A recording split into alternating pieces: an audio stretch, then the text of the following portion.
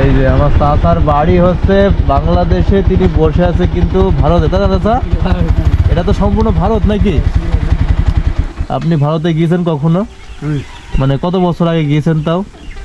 এই তো মোটামুটি কত থেকে তারপরেও এমনি এমনি রাগেছে এখন এখন কত বছর মানে যাওয়া যায় না আর কি, কতদিন ধরে? আমরা ওই হিন্দুস্তানি আচ্ছা এখানে আমরা মোটামুটি 8-10 বছর তারপরে এই তার কাটা হয়ে আর আমরা যাইতে পারিনি, মানে টাকাও পাইনি, পাসপোর্ট তার কাটা হয়ে গেছি আমরা ডাক্তারখানায় গেছি ওই তার কাটা হয়ে হেই গাইজ, আসসালামু আলাইকুম। সবাই কেমন আছেন? তো আশা করি ভালো আছেন। আজকে আমরা চলে আসছি মেহেরপুর জেলার খাসমহল গ্রামে। আর আজকে আমরা চলে আসছি একটি সীমান্তবর্তী এলাকা। আজকে আমরা খাসমহল ঘুরবো এবং এখানকার মানুষের জীবনযাত্রা কীরকম হয় এগুলো আপনাদের দেখানোর চেষ্টা করব। আর আমার সামনে যেটি দেখতে পাচ্ছেন এটি হচ্ছে 138 নম্বর ONS একটি বাংলাদেশ ইন্ডিয়ার সীমান্ত পিলার। আর পিলারের পরে এই সাইডে যে বাড়িগুলো দেখতে পাচ্ছেন এগুলো বাংলাদেশের বাড়িঘর। আর সামনে যে মাঠগুলো দেখছেন এগুলো আসলে ভারতের মাঠ। এখানে কিন্তু বাংলাদেশের মানুষজন চাষাবাদ করে এবং ভারতের লোকজনও তার কাটা পার হয়ে মানুষের কাছে এগুলো আসে চাষাবাদ করার জন্য।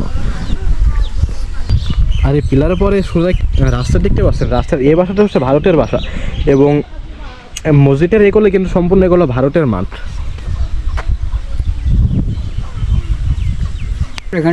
আপনার ডাক্তারখানা যাইতে ভিসা লাগে না?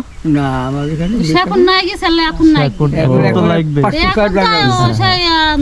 দিছে না এখন তো হিন্দুস্তানে তার কিছু দিছে না, সেটা এখন কিছু দিয়ে দেন। ওরে বাবা এখন বিরাট করা করি বাংলাদেশের বিরাট হুক্কা এখন আমরা এমনি ডাক্তারখানায় গেছি, মানে এদিকার পুলিশ ওদিকার পুলিশকে ধরো বুঝলি যায় গেছি। আরে এখন আপনাদের তো ভারতে অনেক আত্মীয় তাহলে?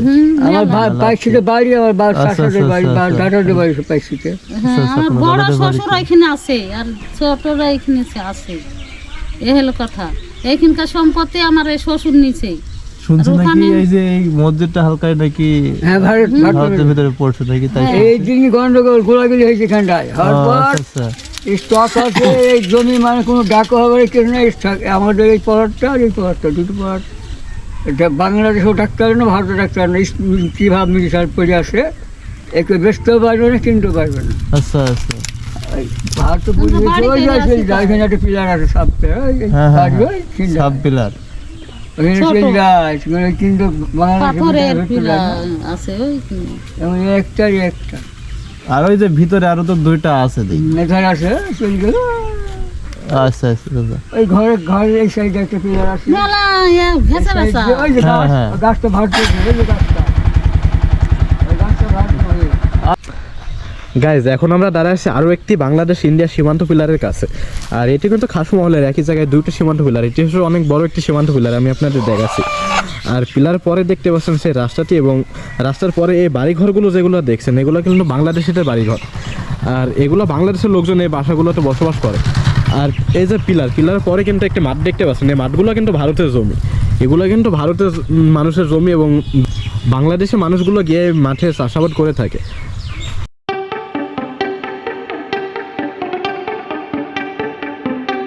আমার সামনে যে বাড়িঘরগুলো দেখছেন এগুলো কিন্তু বাংলাদেশিদের বাড়িঘর। আর এই যে মাঠ আমি যেটি দেখাচ্ছিলাম এই মাঠ কিন্তু ভারতের মানুষের। এগুলো ভারতের হচ্ছে জমি জায়গাগুলো ভারতের মানুষের, কিন্তু বর্তমানে বাংলাদেশের মানুষজন চাষাবাদ করে এবং তারা আর্থিকভাবে কিছু লাভবানও হচ্ছে এগুলো থেকে। আর গাছ দেখতে পাচ্ছেন আমার সামনে কিন্তু অনেক কৃষক মাঠে কাজ করছে, এরা কিন্তু বাংলাদেশি। আর তারা কিন্তু ভারতের জমিতে কাজ করছে, কিন্তু তারা ফসল ফলায় গাছ ভারতের জমিতে ফসল ফলায় বাংলাদেশে ফিরে নিয়ে আনে। এখানে আরও একটি সীমান্ত পিলার রয়েছে, আমরা এখন সেখানে যাচ্ছি। ততক্ষণ আপনারা খাসমহল গ্রামের সুন্দর দৃশ্য উপভোগ করতে থাকুন।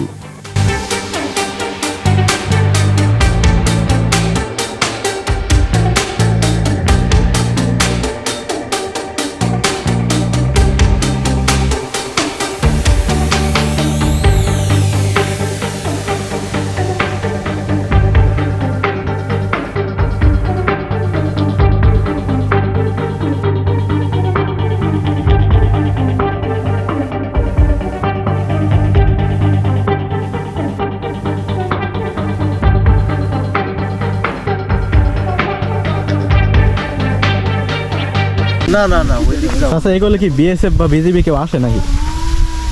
দিদিটা আছে কিন্তু বিএসএফ এখন একটু থাকছে, যেটা রেখে এখন থাকছে। এখন ওদেরই আস্থা না, এখন তো আপনাদের এই গ্রামে তো এইসব সব ভারতের জমি, ওরা তো আসবে এখন। ও আচ্ছা আচ্ছা, তো শুনলাম নাকি আপনাদের এখানে ঝামেলা হয়েছিল, চারটি মার্ডার হয়েছিল একদিনে 4টা মার্ডার। সেই মার্ডারের মধ্যে আওয়ামী ছিল হয়েছিল। ওই তাল গাছ নাই, হ্যাঁ হ্যাঁ হ্যাঁ, তাল গাছের ওই করলে ওই যে ঘর ঘর ভাব আচ্ছা আচ্ছা। ওই মাল দেবে বলে শালারা পার করে কুরবানির 4 দিন না 5 দিন আগে হ্যাঁ বালদে সেই আল্লাহর আছে সেই জোনাকিটা ইটা মানে সামনে উঠছিল না, একজনও ঘুরতে পারতেন না। এখন আমরা ওই নেটা দিয়ে পালিয়ে না, আমি শুনছিলাম যে কদিন আগে আসছিলাম, এক লোক বললো নাকি যে এখানে 4 জন মার্ডার হয়ে গেল ওরকম। 100 লোক ছিল। আপনারা তো এখন বর্তমানে তার কাটার কাছে যাইতে পারছেন না, তাইলে তার কাছে কোনো দরকার নাই যাওয়ার আমাদের, মানে প্রয়োজন না। যে জিনিসের তো এখন তো মানে কিরকম তো জানতে পারবে একটা জিনিস কিরকম, যারা বলা যায় মানে বর্ডার না মানতে জানবে যে অবৈধ ব্যবসা আচ্ছা আচ্ছা। হবি ওটা। এই যেমন দেশে যে একটা বিএসএফি ফরিদপুর এলাকার, ওই যে বাংলাদেশ আসলে সোনার দেশে তো যে পরিমাণ হাবি জাবি খায়, লক্ষ লক্ষ টাকা চারিদিকে যায় বাংলাদেশ থেকে। ঠিক ঠিক কথা ঠিক ঠিক।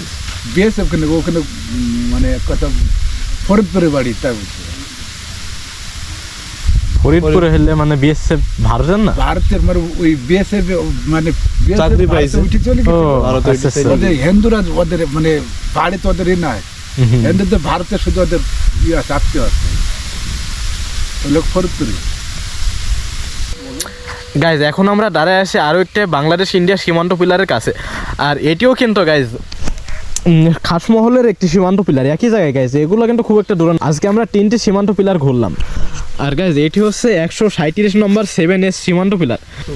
আর সীমান্ত পিলারের এই পাশে সম্পূর্ণ ভারত এবং সীমান্ত পিলারের এই পাশে এগুলো কিন্তু বাংলাদেশ। এই যে বাসার এটি বাংলাদেশের মধ্যে, এবং এই যে মাঠগুলো দেখতে পাচ্ছেন শস্যক্ষেত, এগুলো কিন্তু ভারতের জমিতে।